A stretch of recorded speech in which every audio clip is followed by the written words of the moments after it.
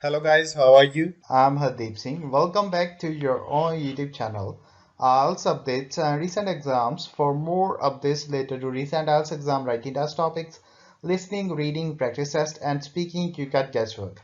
Please, guys, participate in everyday listening and reading practice test to achieve your desired band score in your actual IELTS exam. Please hit the like and subscribe button. Press the bell icon for the upcoming notifications. Don't forget like, subscribe and share my YouTube channel and my Facebook page, IELTS updates and recent exams. Now turn to part 1. You will hear a conversation between a dental receptionist and a patient. First, you have some time to look at questions 1 to 3.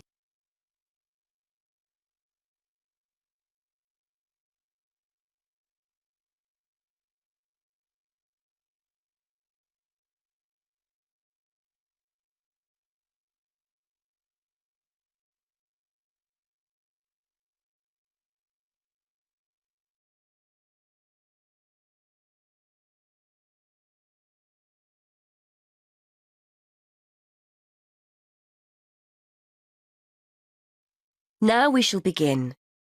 You should answer the questions as you listen, because you will not hear the recording a second time.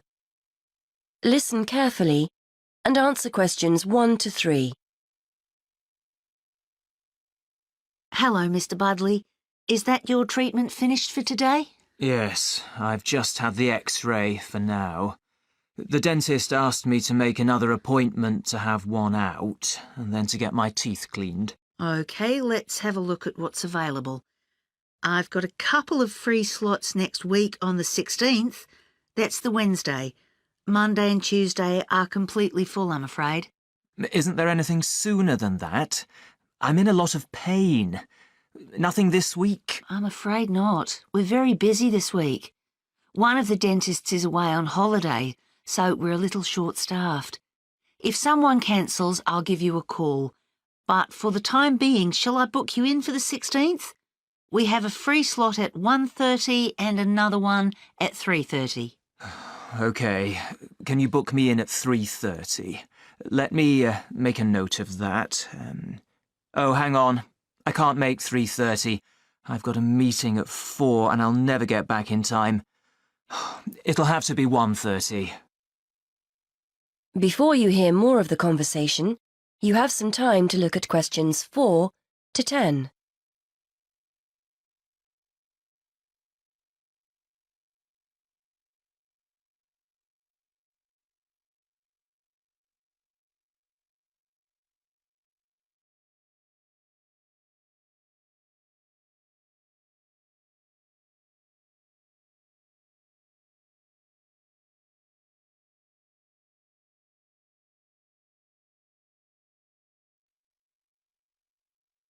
Right, that's booked for you. Now, the extraction will be £90 and the X-ray is £20, so that's £110 altogether. How would you like to pay? Cash or cheque? I'm afraid we don't take cards. I'll pay by cheque, thanks. If it's OK, I'll pay for the X-ray now and the rest at my next appointment, just in case I have to cancel for any reason. That'll be fine. Just to let you know, we need at least 24 hours' notice if you have to cancel, otherwise there's a £10 fee. So, the cheque, who shall I make it payable to? Sinclair Dental Surgeons. That's SINCLAIR. While I'm here, I was wondering whether you had any information about dental insurance. I think my teeth are beginning to show signs of age, and I might need a lot more treatment. There's a company we work with. Here's one of their leaflets. Their prices are very competitive, and the cover they offer is similar to that of most other companies. They pay up to £650 a year for dental treatment, and you can add your wife and children to the plan whenever you want with their family cover plan. This gives you a generous discount compared to individual plans. Thanks. It looks interesting. And they offer interest-free monthly payments too. There's a telephone number you can call for more information. Thanks. I'll take it home and have a closer read. Will I be able to claim for the treatment I'm having now? Any treatment you have after your membership starts will be covered. So if you're quick, you might get the cost of work next week covered. Thanks again. Well, I'll see you next week then. That is the end of Part 1. You now have 1 minute to check your answers to Part 1.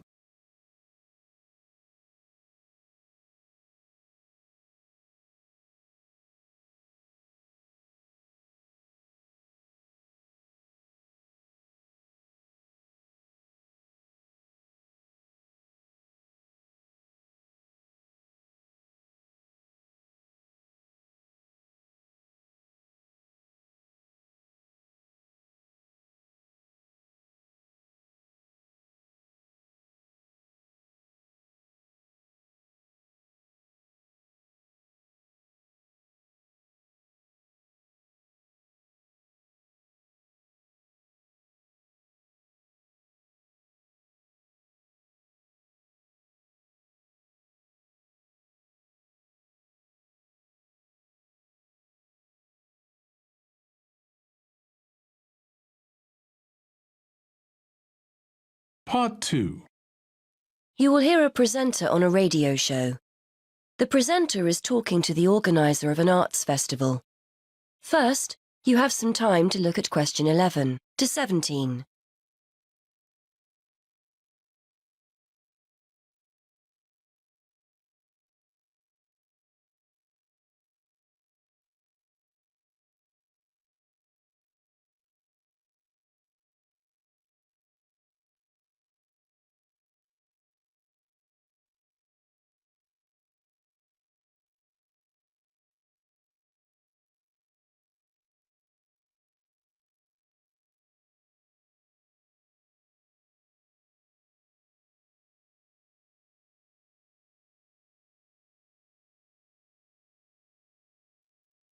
Hi again. I'm joined today by Ben Knightley from the Media and Arts Centre. He's here to tell us about the launch of the city's Arts Festival. Hi, Ben. This year has a particular focus, doesn't it? It does, yes. This year we want to encourage more people who would not normally describe themselves as being creative to get involved with some of our many events and workshops. Not simply turning up as spectators, but to get involved themselves, to get their hands dirty, as it were. There's such a wide offering this year that I'm sure we'll have something to suit all tastes. You were telling me earlier how beneficial being creative can be for us. Absolutely. I recently attended a drawing workshop and, even if I do say so myself, came away with a very good sketch I'd done. But what was particularly surprising for me was my feeling of pride and joy when I looked at the sketch again and showed it to the family.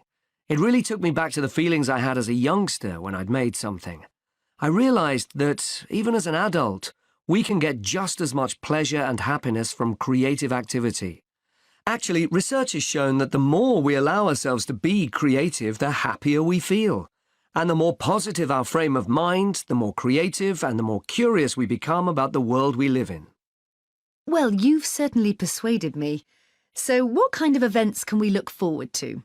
We want to try and include as wide a range of people as possible this year, from people already involved in the creative arts through to elderly people who haven't been creative in years. So, for example, we're inviting people in the creative industries who occasionally suffer from writer's block to join us on one of our creative walks.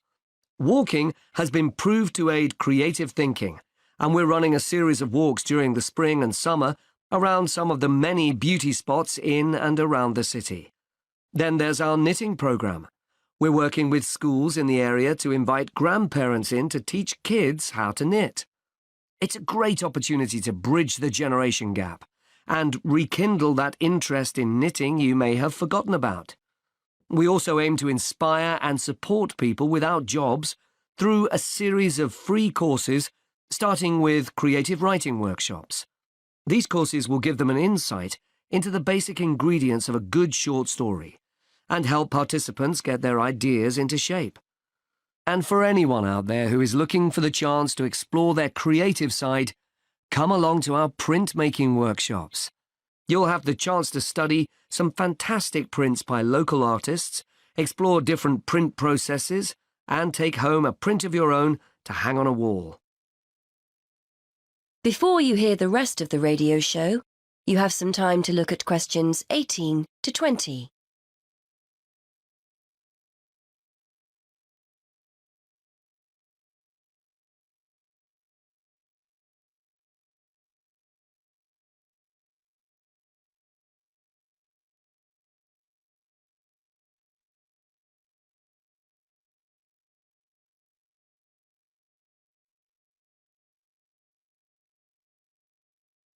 Now listen and answer questions 18 to 20. Excellent. So how do we go about getting involved? If anyone is interested in joining one of these sessions, it's important that you contact us first, as places need to be booked beforehand. We ran similar sessions last year and demand was high. As I said previously, there's no charge for any of the workshops, and materials, where appropriate, will be provided on the day. You can get further information on our website, and if you don't have access to the internet, call us on 514-2261. The booking office is open Monday to Friday from 9 to 5, but closes early on a Saturday at 12:30. Many thanks, Ben. That is the end of Part 2. You now have 30 seconds to check your answers to Part 2.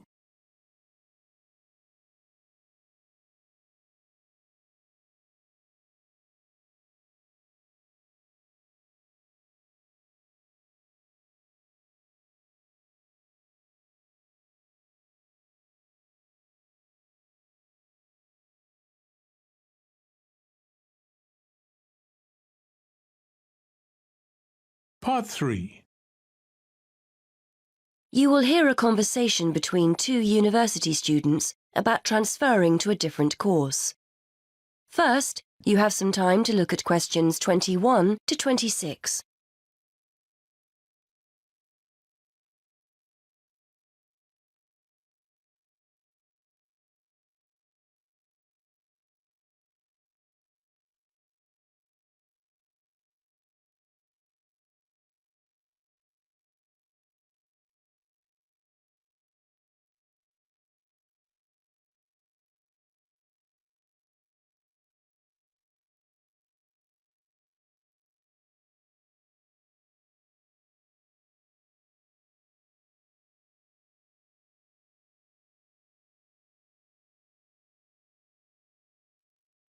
Hi, Graham. How you doing? Hi, Judy. I'm fine, thanks. And thanks for popping round. I was hoping I could pick your brains about transferring to another course. Yes, I remember you saying you wanted to do something else. Are you planning on staying here, or are you looking to go to a different university? No, I'm happy to stay here. I just feel I need to do something else. How did you go about your transfer? You did History of Art originally, didn't you? That was the course I initially wanted to transfer to. I'd studied art at college and wanted to continue, but my parents persuaded me that English would be more useful, so I took their advice. But I really didn't enjoy it and tried to transfer to History of Art, but the course was full. Anyway, I spoke with the course tutors and they told me about the Fine Art programme.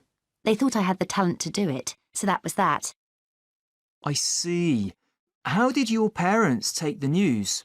They were okay about it, really. They just want me to do what I enjoy, so everything's fine there. So you're hoping to transfer as well, then? Yes, I think I've given the German course a good try, but I'm not really happy. Most of the other students on the course seem to have at least one German parent, or they've spent a great deal of time in Germany, so their German is much better than mine. We get huge novels to read, and I'm still struggling with the first chapter while they're already finished and writing their assignments. I thought about doing a combined degree, German with another course, as the workload would be less, but in the end, I feel a complete change would be best. One of my other subjects at school was history, and I realise now I'm actually more interested in that. One of my housemates is doing history, and it sounds like a great degree, so I've decided to focus on that. Well, people do transfer, so it's not out of the ordinary. But won't you miss the opportunity to study abroad for a year? You spend year 3 in Germany, don't you? I know. Not only Germany, actually. You have a choice of Germany, Switzerland or Austria. That would be exciting, I know, but that's really the only thing I like about the course. And I can always do some travelling after I've finished my studies. I still don't know what I want to do as far as a career is concerned, so I think it's best I study something I enjoy first and foremost. Anyway, I thought I'd ask you about how you went about your transfer before taking it any further. Before you hear the rest of the conversation, you have some time to look at questions 27 to 30.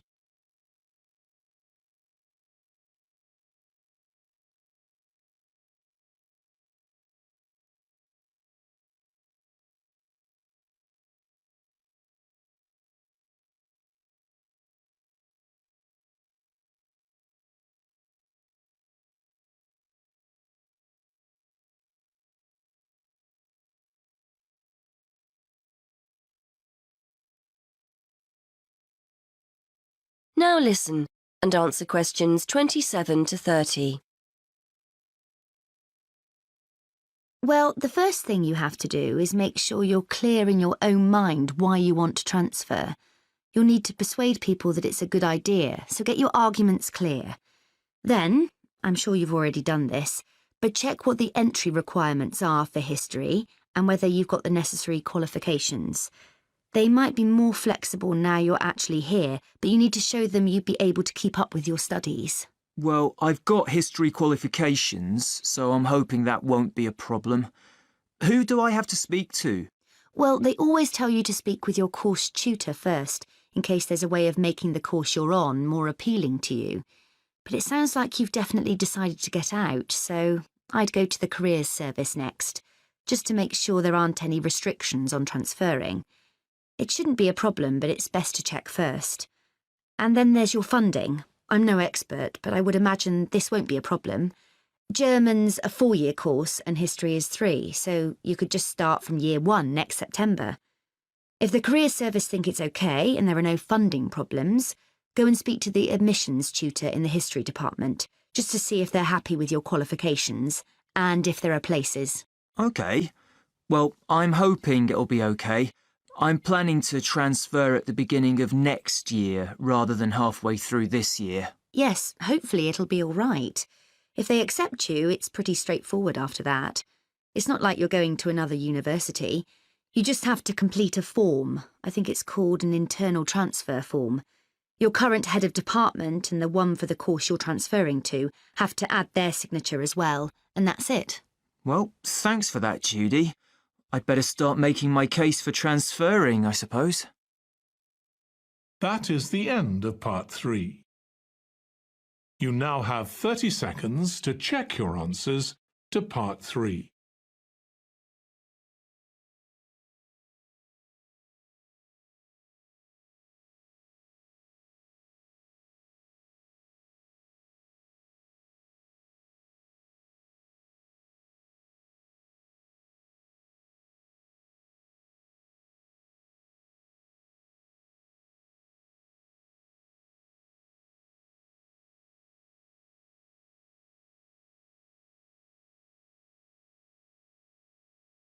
Part 4. You are going to hear a lecturer giving a talk on a psychological condition called synesthesia. First, you have some time to look at questions 31 to 40.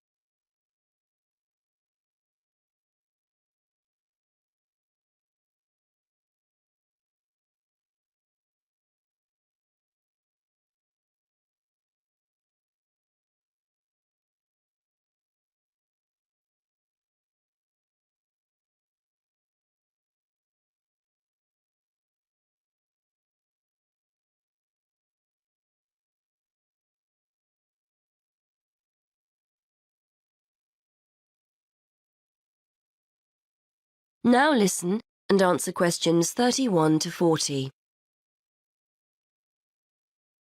Today we're going to look at a fascinating condition that challenges the idea that we all see and experience the world around us in a similar way. For example, what do you see when I mention a day of the week or a month? What colour is the letter A or the number 10? If you often find yourself having more than the normal sense sensations, you too could have a condition known as synesthesia.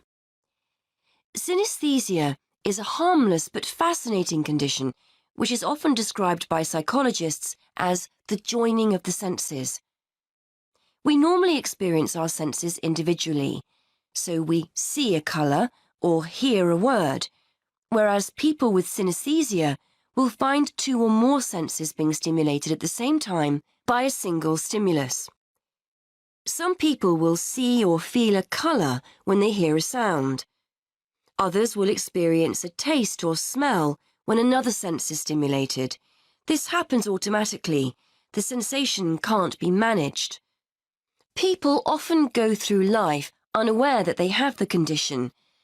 A common response from individuals who learn for the first time that they have synesthesia is one of surprise to discover that other people don't experience the same thing. It's a normal part of life for them, and they will rarely describe the symptoms negatively. To estimate the numbers of people with synesthesia, one group of researchers sat people in front of a computer and showed them letters and numbers in black. Participants were asked to choose a colour for each character they saw. A small proportion of participants, namely those with synesthesia, consistently described the same characters as having the same colours. On the basis of the results, researchers were able to predict that synesthesia affects about 1% of the population. This number has been confirmed in other research. Synesthesia takes many different forms, but the most common is to see or feel a colour in relation to letters and numbers. It's commonplace for people to identify A with red, B with blue, and so on. Some people will actually see a colour, but in most cases, it's a question of feeling or sensing the colour. However, it's just as commonplace to see days, months, letters and numbers spatially, that is, in lines or circles, for example. People might say they see Monday up high, Tuesday just below Monday, Wednesday on the left, Thursday on the right, and so on. This doesn't mean that people with synesthesia always agree on what they sense. Two synesthetes will often argue over the colour of a letter, for example. But patterns emerge if a large enough sample of people are observed, providing clear evidence of this condition despite individual variations. Colour and spatial synesthesia are amongst the most common forms of the condition, but they are by no means the only way people experience it. One of the more interesting combinations is word-taste synesthesia. This occurs when words lead the person to experience tastes or certain taste sensations. So a person's name might have the flavour of a particular sweet. Places might be associated with the taste of particular snacks. Taste needs to be seen in a wider context here. The sensation may be a feeling on the tip of the tongue or at the back of the throat, and will differ from person to person. Some researchers believe we are all born with the condition, and that it's most prevalent in our early years, but it then tends to become less noticeable as we enter childhood. It's a fascinating thought that as infants we experience the world around us through our senses in a different way than as adults. However, testing this hypothesis will be challenging, bearing in mind the difficulty of getting feedback from young infants. Research also points to the fact that synesthesia runs in families. In fact, as many as 40% of synesthetes, as they are called, know of someone in the family with a similar condition. This won't necessarily be a close family member, and the condition may be traceable back to previous generations or to an extended family member such as a cousin or uncle. There is evidence that synesthetes are often creative and will often have artistic hobbies or interests.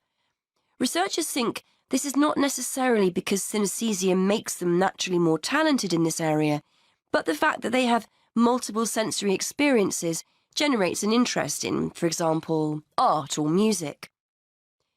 So that's synesthesia. Apart from its intrinsic interest, for psychologists it's a fascinating indication that we may all experience the world around us in different ways.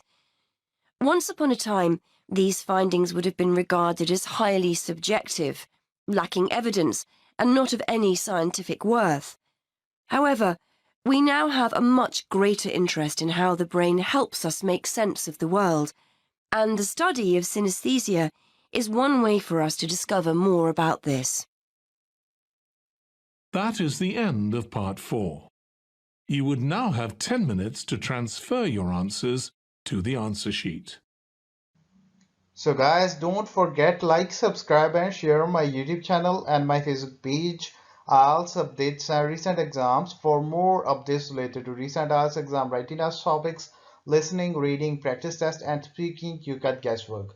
Please guys, participate in everyday new IELTS listening and reading practice tests to achieve your desired band score in your actual IELTS exam. For more IELTS material, visit my official website www.ieltsupdatesandrecentexams.com. The link is given below in the description. If you need PDF files of latest IELTS material, then please join my Telegram channel. So guys, please write your score below the comment section. Again, thanks for listening. God bless you all guys. Stay tuned, stay safe.